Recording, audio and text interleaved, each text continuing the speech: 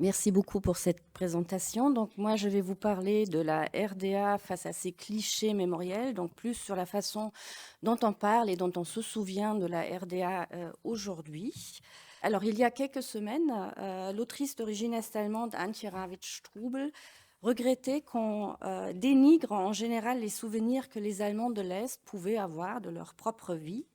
Je la cite, la fameuse Madeleine, que les gens un tant soit peu lettrés aiment citer, ne leur a jamais été accordée, à moins qu'il ne s'agisse de l'ombre effectivement sinistre de la Stasi, dans laquelle toute la vie passée était toutefois considérée comme un boulet à jeter.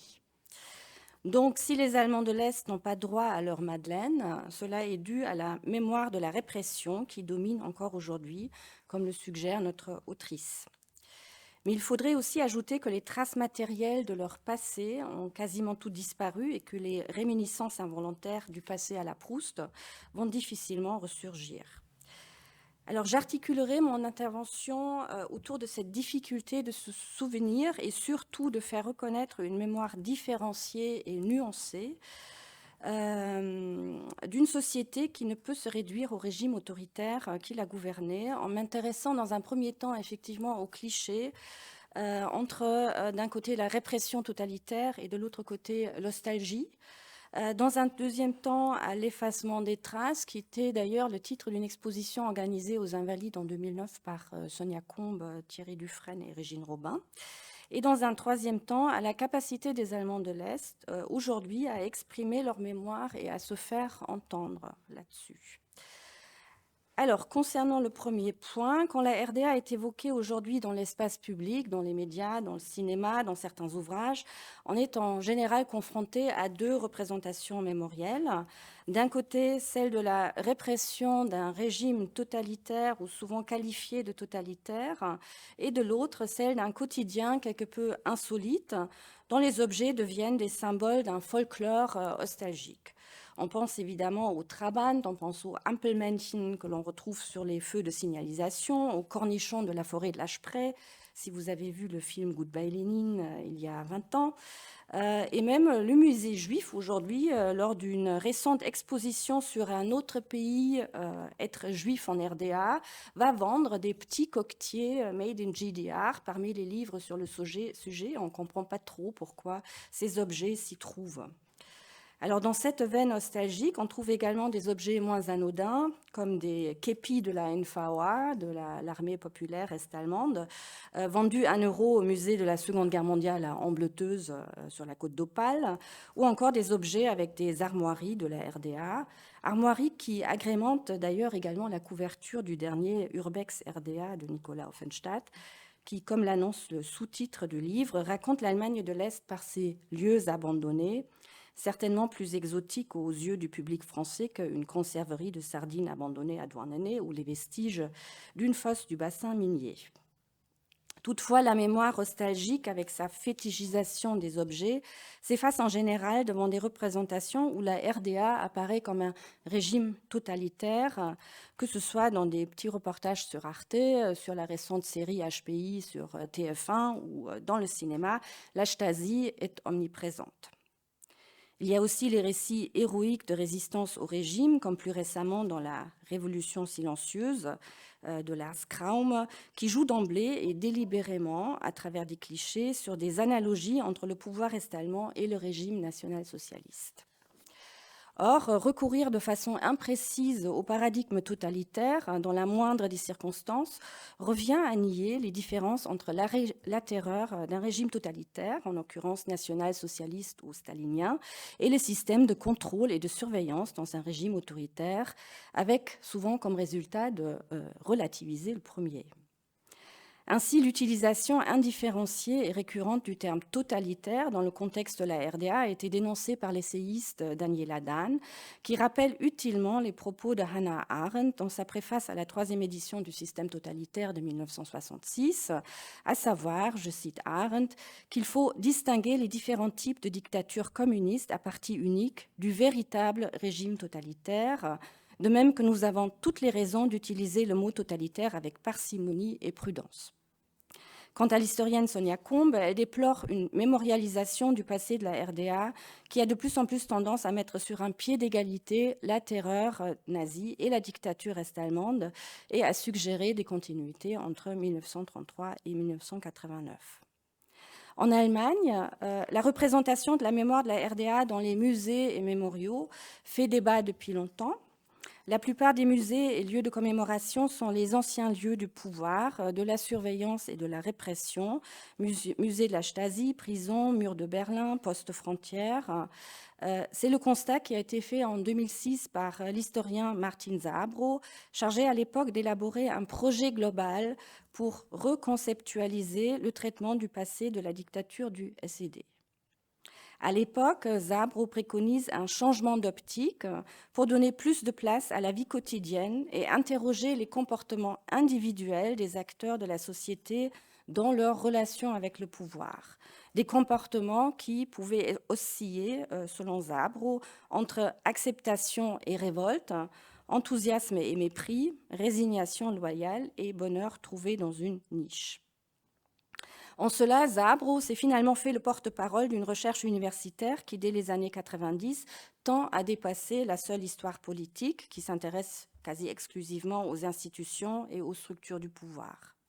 Il s'agissait à l'inverse de privilégier l'histoire sociale et l'histoire du quotidien qui renoncent à l'idée d'une société monolithique et présupposent l'existence d'un écart entre la volonté de domination et l'expérience vécue.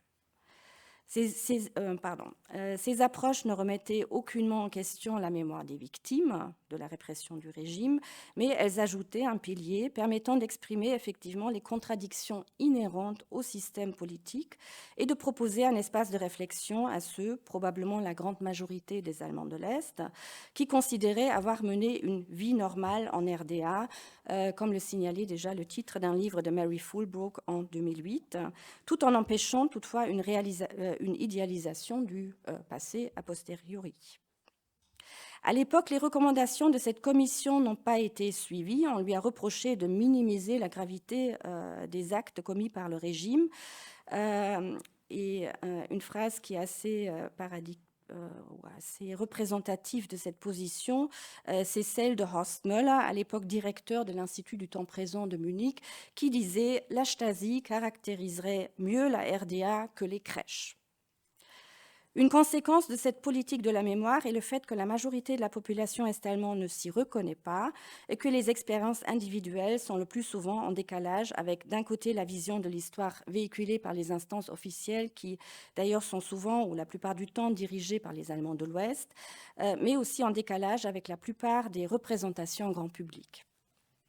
Dans un ouvrage paru cet été, Umkämpfte Vergangenheit, passé contesté, l'historien et ancien opposant au régime de la RDA, Rainer Eckert, qui a été longtemps directeur du Forum pour l'histoire du temps présent à Leipzig, est encore revenu sur les enjeux et les ratés de cette mémorialisation de la RDA. Après avoir lui-même mis pendant longtemps l'accent sur le caractère répressif de la RDA, dans la mesure où il fallait effectivement, dans un premier temps, faire un travail sur l'ampleur des injustices commises par le système, par le régime, il considère aujourd'hui que le travail de mémoire sur la RDA a été trop longtemps centré sur la répression, la Stasi et l'injustice commise par le régime. Et il pointe surtout la prédominance des récits ouest-allemands sur le caractère de la dictature du SED, qui a entraîné une perte de légitimité et d'estime de soi chez ceux qui ont réellement vécu cette histoire. Ce qui manque aujourd'hui, et ce qui a été effectivement discrédité par la domination des élites ouest-allemandes dans ce domaine du travail de mémoire, c'est la fierté, je cite Eckart, d'avoir mené une révolution pacifique, c'est la conscience d'avoir œuvré pour la liberté et la démocratie avant 1989, et c'est la reconnaissance publique de ces acquis-là. Ainsi, il serait effectivement temps que l'héritage des mouvements citoyens des années 90 et aussi l'héritage de cette révolution pacifique entre dans le récit national de la République fédérale en reconnaissant aux Allemands de l'Est d'en avoir été les acteurs. Une nouvelle génération d'historiens œuvre aujourd'hui en ce sens, comme le montre le récent ouvrage de l'historienne Christina Murina, 1000 départs, 1000 Aufbrüche, sur les tentatives des Allemands de l'Est de participer à la vie politique, notamment à partir des années 80, par des lettres adressées au régime, par des pétitions, par des tracts, grâce auxquelles l'historienne analyse la conception qu'avaient les Allemands de l'Est de la démocratie, à savoir une participation directe. Mais tout cela est jusque-là resté dans l'ombre, et ce qu'on peut retenir, c'est que la complexité de la vie dans le régime autoritaire qu'était la RDA a effectivement été réduite à des clichés, qu'on ne s'est guère intéressé à la façon dont les gens avaient vécu au quotidien, quelles étaient leurs préoccupations dans cette société fermée, leur rapport au pouvoir, en dehors d'une confrontation directe ou d'une position de dissidence, de quelle manière ils se sont arrangés avec situation de liberté limitée et de contraintes, et où est-ce qu'ils ont pu trouver leur propre marge de liberté.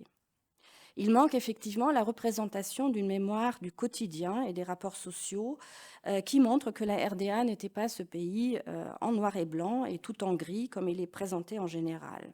Alors, un exemple pour la reproduction de ces clichés que j'aime beaucoup citer pour son incongruité est le jugement de la journaliste franco-allemande Geraldine Schwarz dans son essai « Les amnésiques » qui a été couronné en 2018 par le prix européen, le prix du livre européen, et qui a priori n'a rien à voir avec la RDA, mais à la fin, elle parle effectivement de la montée de l'extrême droite en Europe, y compris dans les nouveaux Länder.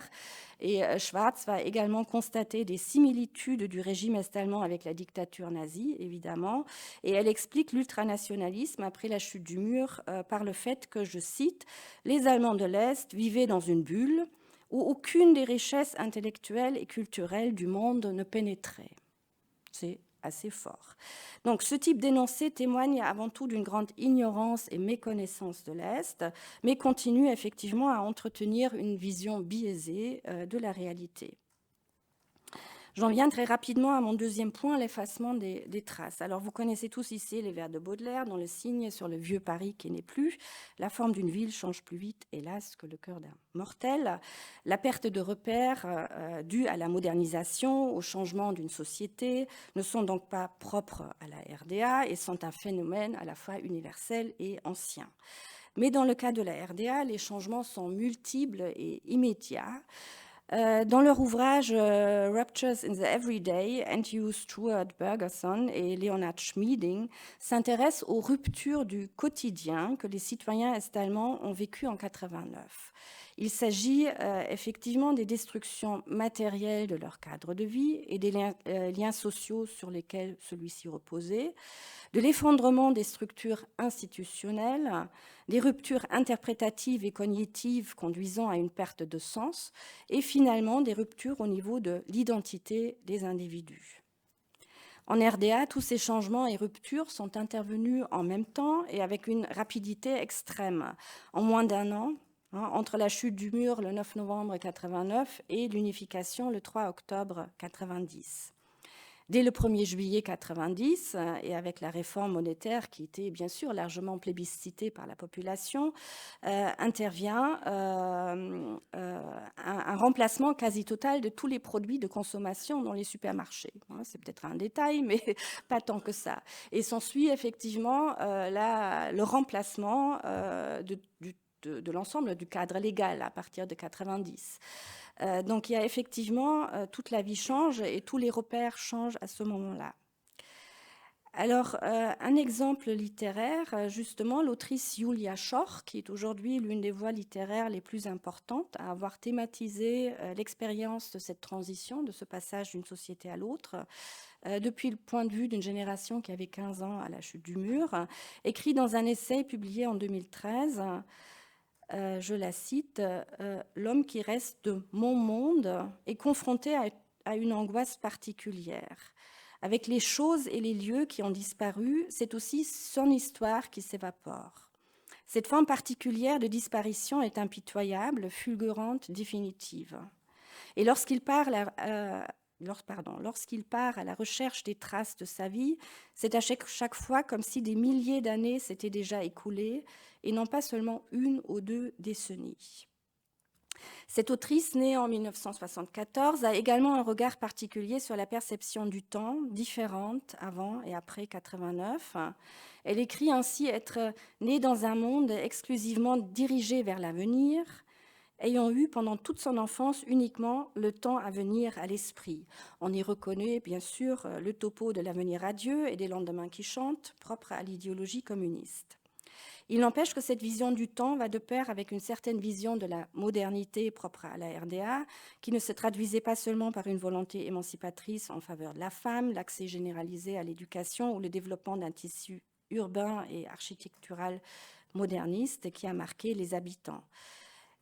Et justement, concernant ce contexte d'environnement vécu, la réflexion d'un de ses personnages, de Julia Short, dans son roman « À la vitesse de l'été » de 2009, donc je cite encore une fois, « Elle détestait la soudaine prise de conscience de ce bric-à-brac historique, ancestral, partout dans le pays, tous ces châteaux forts, châteaux, églises redécouverts. Pourtant, ça a toujours été ce qu'il y avait de plus faux, de plus insignifiant. Cela n'avait rien à voir avec elle, ce personnage du roman.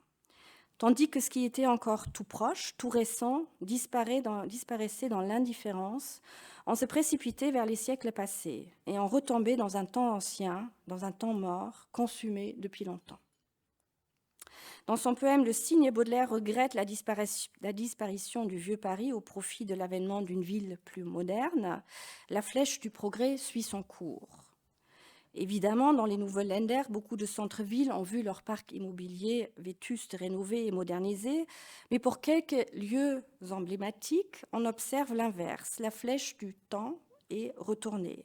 Les bâtiments modernes sont détruits au profit de la reconstruction de l'ancien. Le cas le plus connu est la destruction du Palais de la République dans le centre de Berlin-Est et la reconstruction du château des Hohenzollern, emblème de la monarchie prussienne. Un renversement des symboles très étonnant au XXIe siècle, et le centre-ville de l'ancien Berlin-Est est effectivement aujourd'hui méconnaissable, contrairement d'ailleurs à d'autres capitales de l'ancien bloc de l'Est. Pendant quelque temps, avant le début des travaux d'ailleurs de reconstruction du château, l'espace libéré par la destruction du bâtiment moderne a été revêtu d'une pelouse verte. Et alors que Berlin est une ville patrimonialisée où vous avez des plaques partout, aucun panneau ne rappelait l'existence du palais. Et on pouvait lire sur un graffiti le long d'un mur bordant cet espace, la RDA n'a jamais existé. L'affaire a été maintes fois analysée, donc je ne vais pas m'y attarder. On pourrait ajouter la reconstruction, par exemple, du centre-ville de Potsdam, donc une ville à côté de Berlin, où la modernité architecturale d'après-guerre de RDA doit en ce moment effectivement céder aux nouveaux bâtiments du baroque prussien. Bien sûr, tous les Allemands de l'Est ne regrettent pas, comme l'autrice Julia Short, la disparition de ce patrimoine moderniste, architectural, et vont se satisfaire du nouveau visage de leur ville. Mais il reste à souligner qu'effectivement, la mémoire de la RDA a été ou s'en trouve affectée avec cette disparition des traces d'un quotidien vécu, d'un monde vécu, et disparition dont la décision n'a en général pas été prise par eux-mêmes. Derrière la reconstruction du baroque prussien, que ce soit à Berlin ou à Potsdam, se trouvent de puissants lobbies ouest-allemands, des conservateurs nostalgiques de la Prusse sans aucun doute, d'extrême droite et parfois antisémites aussi, comme l'ont montré les révélations sur l'un des puissants donateurs du château de Berlin il y a 2 ans. Alors, j'en viens à mon dernier point. La façon dont les Allemands de l'Est pourraient articuler une mémoire propre. Alors, les exemples sur ce paysage mémoriel des musées et sur l'effacement des traces d'une partie de l'environnement vécu montrent que les anciens Allemands de l'Est ont été le plus souvent dessaisis de leur histoire et de la possibilité de construire eux-mêmes une mémoire. Dans un ouvrage de 2018, où le sociologue Wolfgang Engler et la journaliste Jana Hensel essayent d'expliquer l'expérience est-allemande des 3 dernières décennies, Hensel évoque la marginalisation des Allemands de l'Est quand il s'agit d'interpréter leur histoire, ce sentiment que, je la cite, « le récit de leur propre histoire est effectué par d'autres ». Une exception notable est la littérature, effectivement aujourd'hui l'un des vecteurs les plus importants pour traduire les expériences vécues de ces 30 dernières années. Elle est porteuse de différentes mémoires, de mémoires contradictoires, mais bien plus nuancées que ce qui s'articule souvent dans les débats publics. Cette littérature de la part d'auteurs originaires de RDA est aujourd'hui reconnue à l'Est comme à l'Ouest. Elle est traduite à l'étranger et l'un de ses représentants les plus créatifs, Lutz Seil, né en 1963, traduit en français et dont je vous recommande la lecture, vient d'être distingué avec le prix littéraire allemand le plus prestigieux, le prix Büchner. Par ailleurs, il y a aussi une nouvelle génération d'auteurs nés juste avant, voire après la chute du mur, et n'ayant donc pas vécu la RDA, qui va également à la recherche des traces du passé et des déterminations sociales et symboliques qui la touchent toujours. Alors, Dirk Oschmann, professeur de littérature à Leipzig, parle même aujourd'hui d'une littérature comme substitut de l'espace public, Ersatzöffentlichkeit, qui à l'origine était un terme utilisé pour la littérature en RDA, qui justement remplaçait l'espace ou l'absence d'espace public, pour dire qu'aujourd'hui, finalement, c'est le seul espace où les Allemands de l'Est peuvent se retrouver facilement. Mais le discours littéraire a peu d'influence sur la politique mémorielle d'un État. Mais bon, actuellement, il y a aussi d'autres voix qui s'élèvent pour critiquer donc, la façon dont on se souvient de la RDA et dont on parle de l'Est en Allemagne aujourd'hui, 34 ans exactement après la chute du mur. Dans son livre déjà mentionné sur le travail de mémoire, donc Rainer Eckert, donc l'ancien oppositionnel, parlait de mise sous tutelle, Entmündigung des Allemands de l'Est, qui ne faisaient pas partie des discours publics et n'avaient pas de voix. La raison, et là c'est un peu différent par rapport aux autres pays en Europe centrale, le remplacement des élites est-allemandes a été très rapide et radical, plus radical d'ailleurs qu'après 1945, dans ce qu'allait devenir la République fédérale. Les chiffres parlent d'eux-mêmes. Les Allemands de l'Est ne représentent aujourd'hui que 25% des élites sur leur propre territoire, donc dans les nouveaux Länder, ce qui veut dire que 75% des élites viennent de l'Ouest. Au niveau fédéral, la représentativité est de 1,7% pour 20% de la population. Donc les Allemands de l'Est sont minoritaires dans les positions clés de leur administration, de la justice, de l'armée, des médias, des entreprises et surtout aussi dans les universités. Et pire encore, les élites ouest-allemandes, implantées depuis 1990, se recrutent et se reproduisent entre elles, y compris donc dans les Länder de l'Est. Cette situation de non-représentativité dans les instances décisives, et Angela Merkel est là vraiment l'exception qui confirme la règle, induit forcément une absence de parole proprement est-allemande qui se traduit au niveau de la perception de l'Est dans l'espace public. Il y a une certaine violence symbolique de non-reconnaissance qui pèse sur cette partie de l'Allemagne. Et il y a aussi un poids lié à l'indifférence et à l'ignorance, parce qu'effectivement, la plupart des Allemands de l'Ouest se sentent finalement peu concernés par ces régions de l'Est, de même que la chute du mur a très peu impacté cette partie de l'Allemagne. En revanche, depuis qu'effectivement le vote extrémiste de l'AfD explose à l'Est, on s'intéresse de nouveau un peu plus à la situation dans cette partie de l'Allemagne. D'un côté, pour donner des explications très rapides, renvoyant encore à la RDA la responsabilité de ce vote extrémiste et surtout à sa doctrine antifasciste, en disant, voilà, en RDA, on ne s'est jamais occupé de ces questions-là, ce qui évidemment est un raccourci extrême. Et c'est un récit qui s'effrite aussi aujourd'hui parce que le vote AfD augmente également dans les anciens Länder, donc à l'ouest. Et de l'autre côté, on commence effectivement à admettre que les raisons de ce vote ne sont plus à chercher dans l'histoire de la RDA, mais dans les expériences de la transition faites depuis 1990. Et là, on peut renvoyer aux mêmes raisons, enfin en partie évoquées par Jean-Yves Potel. L'avantage, c'est effectivement qu'on articule aujourd'hui enfin les problèmes et les commémorations d'ailleurs des 30 ans de la chute du mur en 2019 ont également contribué à ce que la RDA est de nouveau plus présente et puis l'Est plus présente dans le discours public et qu'on puisse admettre des jugements plus nuancés, mais c'est un processus relativement récent. Alors, je terminerai avec deux ouvrages récents et peut-être aussi des conseils de lecture, des ouvrages très différents l'un de l'autre, mais qui donnent la parole également aux anciens Allemands de l'Est, qui expriment leur voix et leur point de vue. Alors, en France, c'est l'ouvrage d'Agnès Arp et de Elisa Goudin-Steinmann, publié en 2020, La RDA après la RDA, des Allemands de l'Est racontent, qui d'ailleurs a été présenté ici à la Maison Heine il y a 3 ans. Un livre basé sur l'histoire orale, des entretiens dans lesquels des Allemands de l'Est se souviennent effectivement de la RDA et mettent en avant des éléments qui, à leurs yeux, auraient valu la peine d'être gardés et intégrés dans le nouveau système de l'Allemagne unifiée.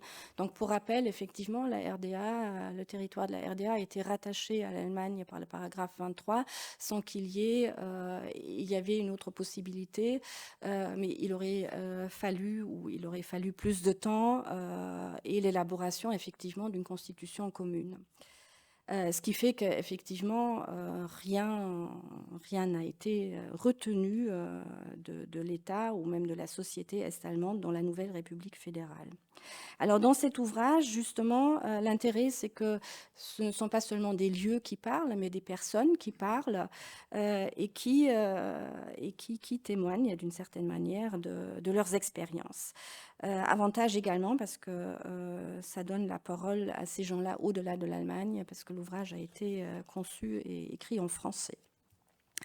Alors, je termine avec un autre ouvrage. En Allemagne, un important débat a été déclenché cette année avec la parution d'un ouvrage de Dirk Oschmann que j'ai déjà mentionné, donc qui est professeur de littérature à Leipzig et qui jusque-là a été très éloigné de tous ces débats sur la RDA. En fait, il a travaillé sur d'autres sujets, mais il est allemand de l'Est. Et il a pris sa plume pour exprimer vraiment un ras-le-bol concernant l'image des Allemands de l'Est dans la société actuelle. Le titre de son livre, L'Allemagne de l'Est, une invention de l'Ouest, point d'interrogation. Et d'ailleurs, Dirk Oschmann va venir à la Maison Heine ici, donc mardi prochain, 14 novembre. Et je vous recommande vraiment, si vous pouvez venir, de suivre ce débat. Il sera en compagnie de mes collègues Elisa Goudin-Steinmann, justement, et Anne-Marie Payès. Donc, tout ce que ce professeur de littérature dit, finalement, n'est pas nouveau. C'est connu depuis longtemps, ce qui lui a d'ailleurs valu pas mal de critiques, y compris d'anciens Allemands de l'Est, qui disaient que c'est un débat superflu et qu'on connaît déjà tous ces arguments. Mais l'objectif était vraiment de forcer le trait, de revenir dans le débat et de montrer de façon volontairement polémique la manière dont l'Ouest va toujours se définir comme étant la norme. Et c'est bien ça le problème. L'Ouest se définit comme la norme et l'Allemagne, les nouveaux Länder, l'Est, est considéré comme une anomalie, comme un déficit et finalement comme l'autre. En cela, il y a donc effectivement une tendance critique qui tend à reconfigurer à une juste mesure les représentations de la RDA et des Allemands de l'Est aujourd'hui dans leur diversité, parce qu'effectivement, là, je parle des Allemands de l'Est, mais évidemment, ce n'est pas un bloc homogène non plus.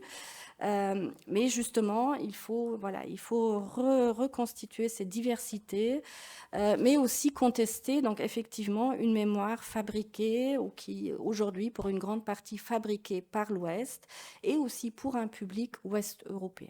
Je vous remercie.